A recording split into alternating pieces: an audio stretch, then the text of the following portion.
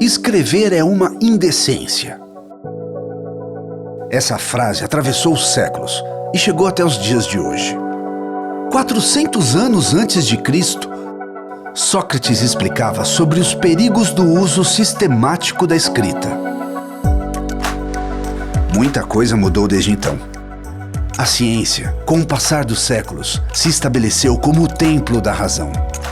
O racionalismo científico se transformou em um farol que indicaria a única forma confiável de construção do conhecimento.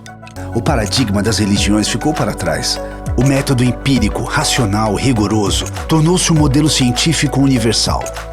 Esse rigor vem de uma época conhecida como o Iluminismo, que o filósofo alemão Immanuel Kant descreve muito bem. Ouse usar o seu intelecto. Esse é o lema do Iluminismo. O saber científico é visto como um resultado da acumulação de experimentos e teorias, um processo linear e ordenado, crescente e determinista, caminhando em uma direção muito específica, a busca da verdade. E as ciências humanas também seguem esse princípio. Habermas diria que as ciências do espírito captam seus fatos através da compreensão, mas elas partilham com as ciências naturais a consciência do método. Mas se formos falar sobre compreensão, as reflexões do professor Dimas Kunsch da Unesp são incrivelmente expansivas. Afinal, seria o rigor científico a única maneira de obter conhecimento? O professor fala da exigência inegociável de uma lógica rigorosa, o que justificaria a existência de cadeias de pensamento, difíceis de acompanhar. Ele menciona a chatice das rotinas acadêmicas, lembrando que os pesquisadores novos lidam com um grande desafio: aprender a escrever de acordo com as normas, uma missão torturante. Victor Gabriel Rodrigues é doutor em Direito Penal pela USP de Ribeirão Preto. Em uma de suas obras, ele conta como foi a sua trajetória em relação à linguagem do método científico. Primeiro, ele ficou preocupado, pois ele temia que o domínio da linguagem científica funcionasse como um freio à sua composição literária. Mas com o tempo, ele foi se apaixonando pelo método. Ele reconheceu as vantagens do domínio de um texto discursivo, a compreensão dos elementos do texto que expressam a ciência. Mas ele conta que quando passou a exercer a prática do direito, ele estranhou o tipo de orientação que o seu chefe havia lhe passado. Porque aquele era um conhecimento pragmático, um conhecimento vivenciado no dia a dia, que não perdia tempo criando regras ou metodologias que fossem. Ele passou a questionar se não havia ali uma forma de conhecimento que poderia colaborar com o método científico. Sim, e a resposta está na capa da sua obra, O Ensaio como Tese. Mas o que é um ensaio? O ensaio é um formato de narrativa um tanto polêmico, por assim dizer. Primeiro porque ele é baseado principalmente na vivência do autor. O ensaio é mais permissivo que o discurso rigoroso do método científico. A experimentação aberta para a criatividade, aberta para a percepção sensível do mundo. O ensaio lida bem com a narrativa em primeira pessoa, com o uso de metáforas. Diferente do artigo científico, não há a obrigatoriedade de uma conclusão, de um conceito. Aliás, conceito do latim quer dizer conceptus, que significa coisa concebida. O ensaio não. O ensaio não busca esse ponto final. O ensaio não precisa chegar, apenas ir, pois a viagem pode ser muito mais interessante que a chegada. Nas palavras dos professores Dimas Kunsch e Renata Carraro, não é o caso de menosprezar, nem muito menos de desqualificar o rigor, os conceitos, a razão e a lógica. Não é. O que se defende, no entanto, é que o rigor, os conceitos e a razão também podem ser entendidos, apresentados e representados de outros modos, sem camisas de força, sem cadeias. A cadeia. Victor dizia que adotar a linguagem científica é trancar-se em um luxuoso cárcere de grades de ouro. Ao defender o ensaio, ele entende que escrever uma tese não atende apenas à compreensão do mundo, mas também ao impulso criativo. Adorno, um dos expoentes da Escola de Frankfurt, em 1954 escreveu O Ensaio como Forma. Para ele, o ensaio não busca resolver ou reconciliar opostos. mas sim explorar e enfatizar as tensões e conflitos, tudo inerente ao nosso objeto de estudo. Veja, o ensaio resiste à tentativa de encapsular o mundo em sistemas fechados, e sim explorar a complexidade e a ambiguidade da realidade. A lista de autores e obras que utilizam o ensaio como forma para suas ideias é enorme. Obras-primas de grande influência. Os próprios frankfurtianos, como Adorno e Walter Benjamin. Um dos textos mais citados da comunicação, a obra de arte na era de sua reprodutibilidade técnica, é um ensaio. Os ensaios de Freud sobre a sexualidade, a crítica da sociedade do cansaço, nos ensaios de Byung-Chul Han. Os ensaios são formidáveis catalisadores de ideias. É curioso que no cinema temos o filme-ensaio, um gênero que está entre o documentário e a ficção, e é quase experimental. Uma característica marcante desse gênero é o diretor adicionar a sua própria voz ao filme, como bem descreve o saudoso professor Arlindo Machado, da Escola de Comunicações e Artes da USP. Nos filmes-ensaio, o autor costuma transpor os conteúdos registrados com a sua câmera e o faz subvertendo o processo de edição, adicionando elementos autorais em suas narrativas, como seus próprios textos, narrações e performances.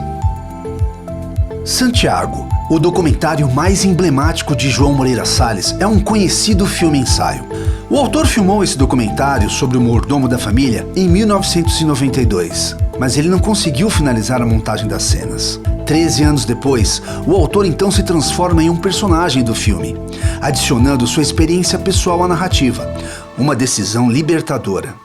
Mais tarde, e aos poucos, a juventude foi ficando para trás. Tive vontade de voltar a casa e por isso retomei o filme. O filme-ensaio pode ser definido como uma forma libertadora de fazer cinema, pois essa arte também tem suas regras e convenções. Se olharmos com atenção, veremos que no mundo digital interconectado há inúmeras demonstrações de filmes-ensaio como recurso narrativo. Nunca é Noite no Mapa é um filme-ensaio produzido por Ernesto de Carvalho em 2016. A genialidade da obra tem uma faceta interessante. Todas as imagens foram geradas na plataforma do Google Maps. No texto narrado em primeira pessoa, o autor questiona a onipresença do mapa. O mapa é um olho desincumbido de um corpo. E eu estou dentro do mapa, em algum lugar. Mesmo que eu tente me esconder, o mapa me encontra e me contém. Eu estou dentro do mapa. Com todas essas reflexões sobre o filme-ensaio, seria possível sugerir o caminho contrário? Poderia haver um ensaio-filme? Até que ponto uma narrativa audiovisual poderia ser considerada um ensaio científico? Bom, esse vídeo é uma tentativa de responder essa pergunta. Já que escreveram uma indecência nas palavras de Sócrates, vamos lembrar que há outras maneiras de se comunicar além da escrita. O professor Roberto Chiacchieri, da UMESP, especialista em semiótica, costuma explicar sobre a interpretação dos signos. Tudo que tenta representar algo é um signo, seja qual for a forma pelo qual o percebemos. Linguagem é signo. O modo como pensamos também é organizado por signos. É a partir daí que a professora Lúcia Santaella, da PUC São Paulo, trabalha com o conceito de matrizes. As matrizes da linguagem e do pensamento. São 3 matrizes. Uma delas é a matriz verbal. É a linguagem escrita e falada, a queridinha do método científico. Ela está sendo útil no momento em que você compreende a locução da minha voz. Não confundir essa matriz com a matriz sonora. A matriz sonora está relacionada com a percepção auditiva, incluindo música, voz e outros ruídos. Como a sonoridade influencia a forma como nós percebemos e interpretamos o mundo. Quando um editor está montando um vídeo, ele usa uma série de recursos sonoros. A ambiência que se cria com uma narrativa para um lado mais sofisticado.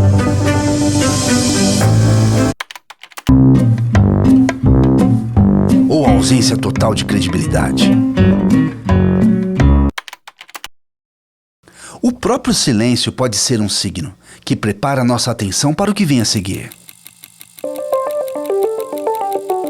Zona de Interesse levou o Oscar 2024 de melhor filme internacional. Ele conta a história da família nazista do comandante Rudolf Höss. Apesar de morarem ao lado do campo de extermínio de Auschwitz, apenas uma cena do filme se passa dentro do campo de concentração. Essa cena.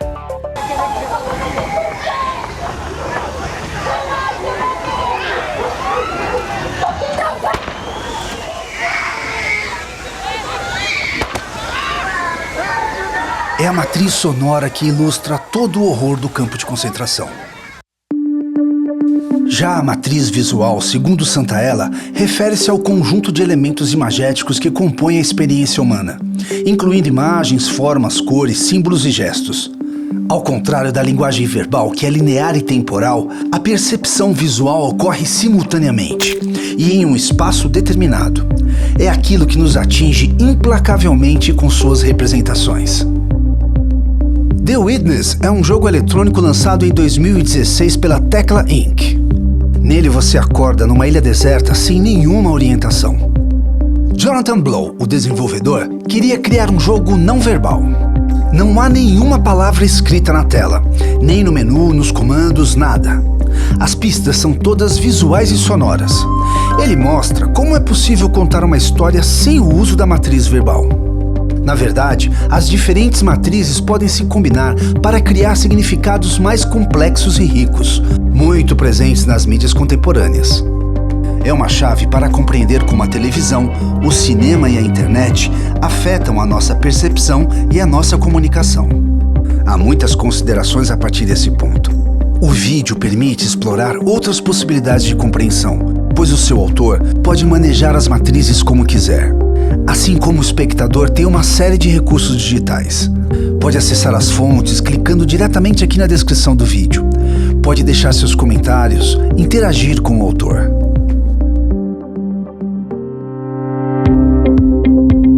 Os recursos do audiovisual têm exercido forte impacto em políticas do pertencimento, como investiga o grupo de pesquisa Humanizacom, da professora Selene Victor da Unesp.